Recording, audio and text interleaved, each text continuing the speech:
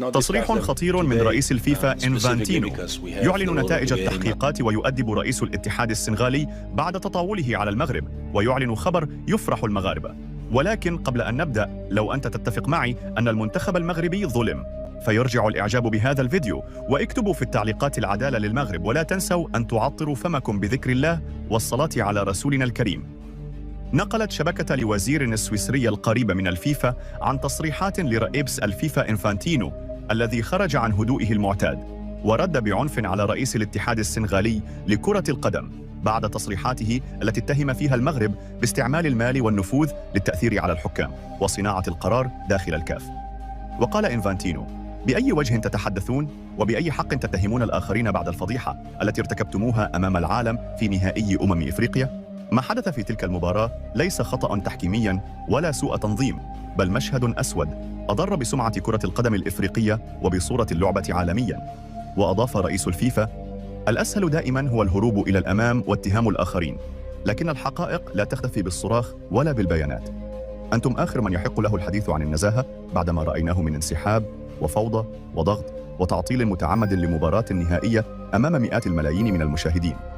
وأكد إنفانتينو أنه أمر المكتب التنفيذي للفيفا بعقد اجتماع عاجل ابتداء من الغد لمناقشة الملف من زاويتين: الأولى تتعلق بقرارات لجنة التحقيقات حول أحداث مباراة المغرب والسنغال، والثانية تتعلق بفتح مسطرة تأديبية قد تصل إلى شطب رئيس الاتحاد السنغالي من عضوية الهيئات الكروية القارية والدولية بسبب التصريحات غير المسؤولة ومحاولة التأثير على الرأي العام وتشويه مؤسسات كرة القدم.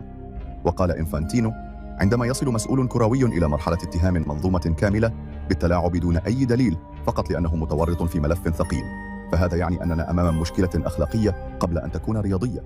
الفيفا لن تقبل أن تتحول كرة القدم إلى ساحة لتصفية الحسابات أو لتبرير ما لا يمكن تبريره.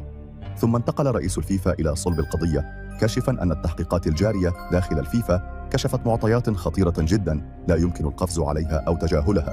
وقال: لدينا اليوم ملف كامل لا يتحدث عن لحظة عصبية أو احتجاج مفرط، بل عن انسحاب دام أكثر من 20 دقيقة، وعن مباراة لم ينهها الحكم في وقتها القانوني، وعن تدخلات خارج الإطار الرياضي.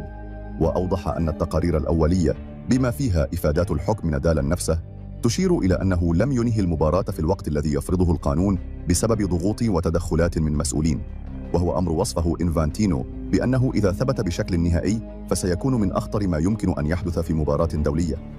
وأضاف: القانون واضح، عندما يتوقف اللاعب بسبب انسحاب فريق أو تعطيل غير مبرر، هناك وقت محدد يجب بعده إنهاء المباراة. ما حدث هو أن التوقف تجاوز 20